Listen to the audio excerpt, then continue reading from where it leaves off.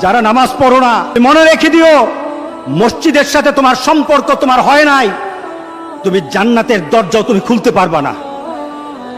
তুমি এখনো বেনামাজি, এখনো সকালবেলা তুমি ঘুমাও, এখনো তুমি আল্লাহকে ভুলে আছো, এখনো তোমার কাছে তওবার কথা তোমার চিন্তাতে আসে নাই। তুমি অনেক কিছু হতে পারো, তুমি মুসলমানের কাতারে থাকবা না। তুমি অনেক কিছু হতে পারো, তুমি ইসলামের কাতারে থাকবা না। আমার মাবুদ আমাদের প্রতি রাগ করে আছে, আমাদের মাবুদ আমাদের প্রতি রাগ করে আছে।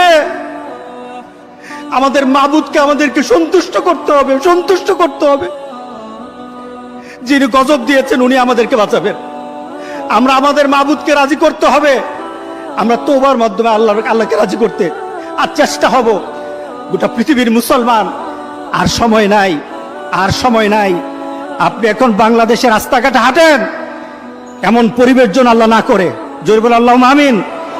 এমন পরিবেশ যেন আল্লাহ না করে, যখন ঘর থেকে কই বের হবে তার লাশটা বের হবে, কেউ জানাজাও দিবে না, এমন হয়ে যাবে।